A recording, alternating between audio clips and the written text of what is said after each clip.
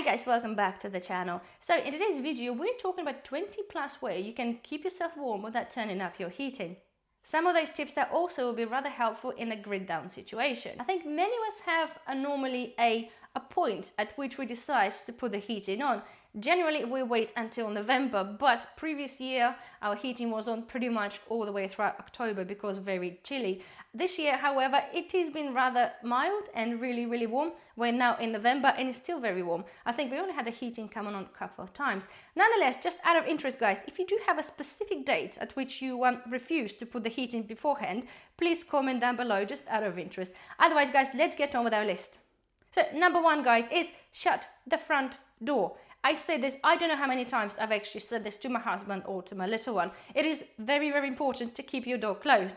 If you have your heating going inside, or generally the temperature inside your house will be warmer than it is outside, every time you open the front door, the air escapes. And honestly, I've seen numerous amount of people, okay, when you drive by and they're having, say, a shopping delivery, people have their door wide open, okay, and they're bringing their stuff in one by one once the door is open. You lose so much heat through that just basic thing alone. For us, if we're doing this, if both of us are home, that normally if I'm getting stuff, say from the car, from the van, bringing stuff in, then we'll stand on the door and open the door for me as and when I come in. They're just literally just those little things will to stop, you know, heat escaping in quite a large quantities. But generally, if you pop it in somewhere, if you pop it into the bin, put in recycling, now just close the door. It honestly will make a huge amount of difference.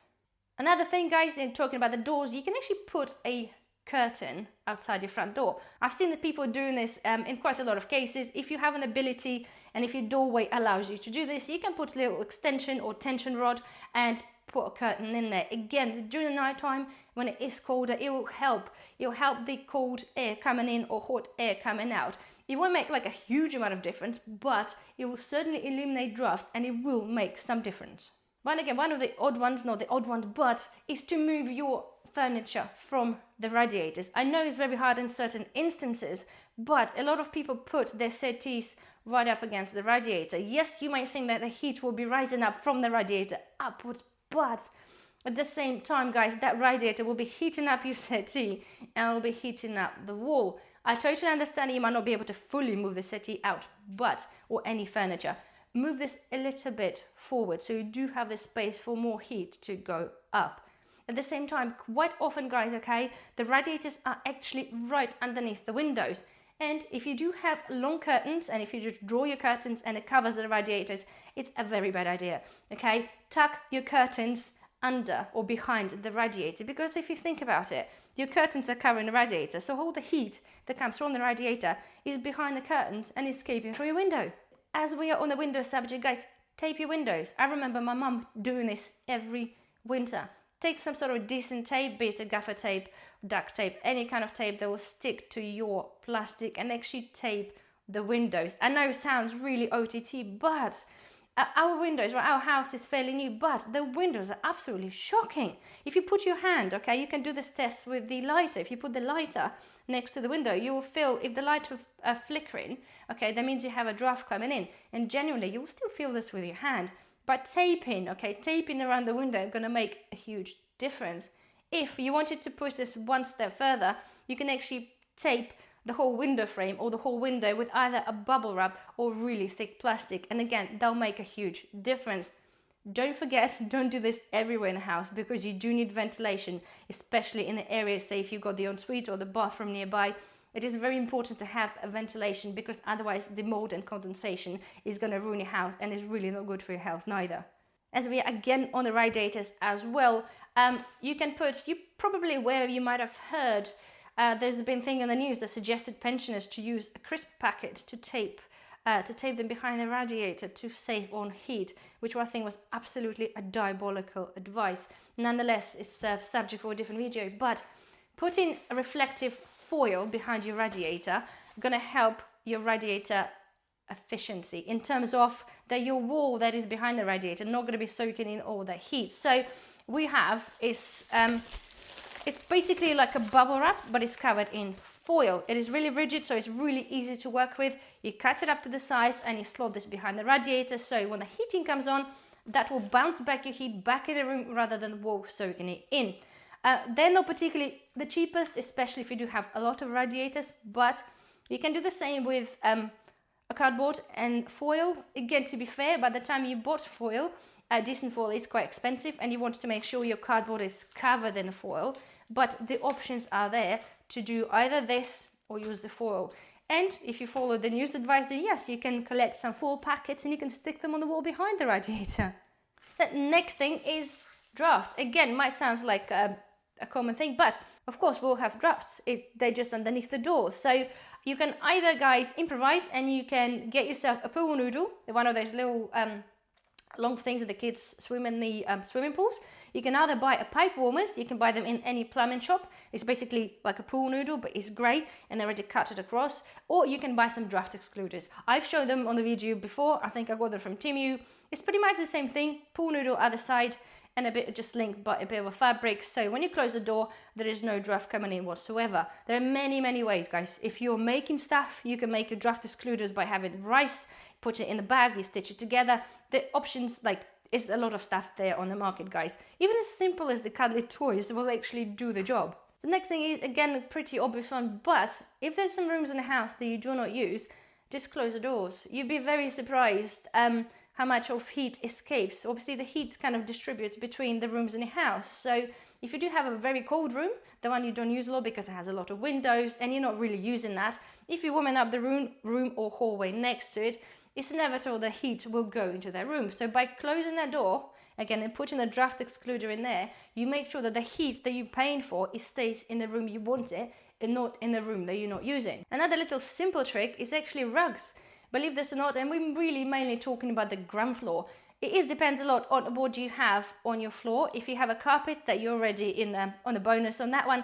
If you do have a wooden floors or laminated floors or even with tiled floors, those floors do get really, really chilly, unless of course you have the underfloor heating. But having some rugs, okay, it actually will do wonders. And I'm not saying just place millions of rugs everywhere because, well, it's not particularly that, not a good look you're probably going for. But if you're sitting down in the room in that settee, put a rug in the middle. So where your feet go on the floor, have a rug. That will make a little bit of difference. Next thing, again, guys, we covered is actually layering your clothing. And yes, as I mentioned before, keeping warm is not just by having one really warm jacket, but apparently it works best if you do layer your clothing. So have a thin layers in between. You get the air trap between the layers.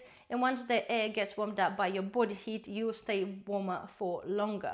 The same thing, next thing you guys have is heated clothing or heated blankets. Again, all of them work really, really well. Heated clothing, I've demonstrated, I've done a review for one of the gilets and it works really, really well and it keeps you warm for a good few hours. Make sure you always have a hat and gloves because apparently our body loses heat mostly through the head, feet and hands. And obviously, normally on your feet, you'll have some sort of shoes or socks and slippers. Generally, when you're home, your hands get cold and your heat will escape through hands and through head. So having a hat and some gloves, especially if you're just sitting down watching TV, would make a world of difference. Next thing will be a hot water bottles. If it's safe enough to do it and you have an electricity, having a hot water bottle could really keep you warm for a good couple of hours. Just boil the kettle, pour it in your hot water bottle and keep it with you, but keep it either under your clothing, have a jacket over the top or have a blanket over the top to retain that heat. Next thing, guys, is having some warm drinks.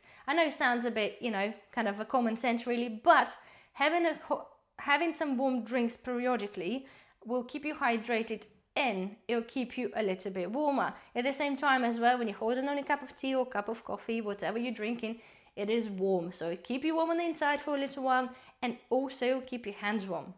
So next thing will be, guys, candles or lanterns, whatever you have. Again, very important to say that you have to be very, very cautious by using candles or lanterns.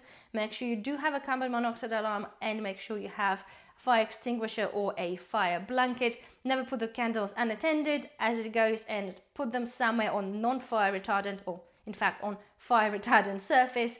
Ideally use either candle, lantern or big vase to make sure that the candles can't be knocked over by animals or children.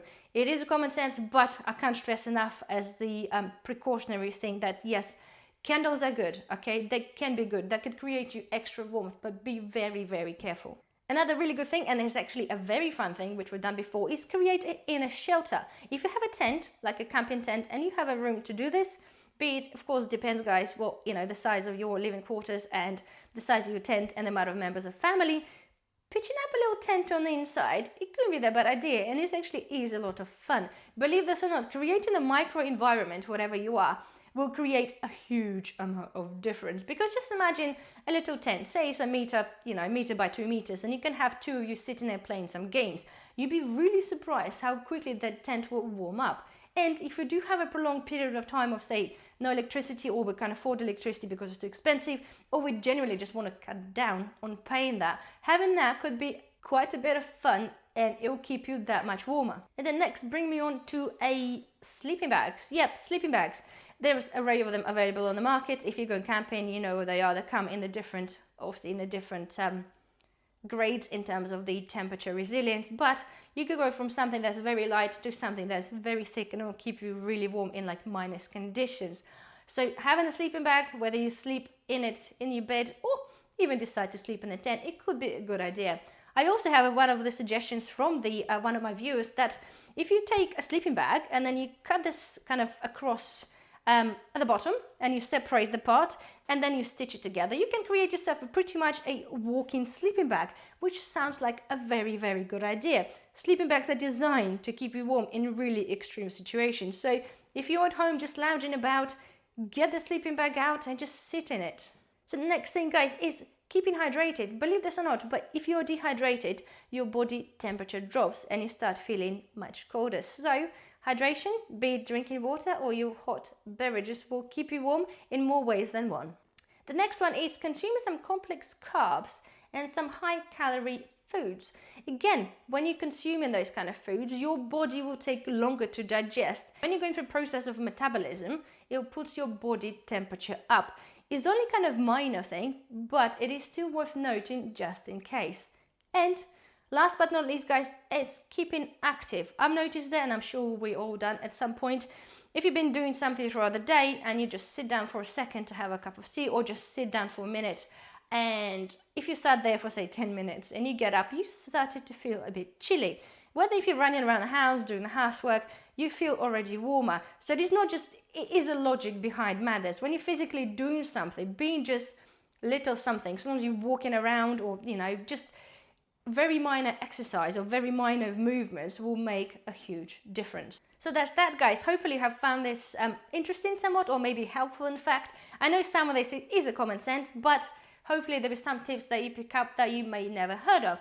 At the same time, if there's any other tips that you know and you want to share, please share with the community in the comments down below. Otherwise, guys, well, thank you ever so much for watching. Don't forget thumbs up. Please subscribe. It's very important to my channel. And I'll see you in the next video. Bye-bye.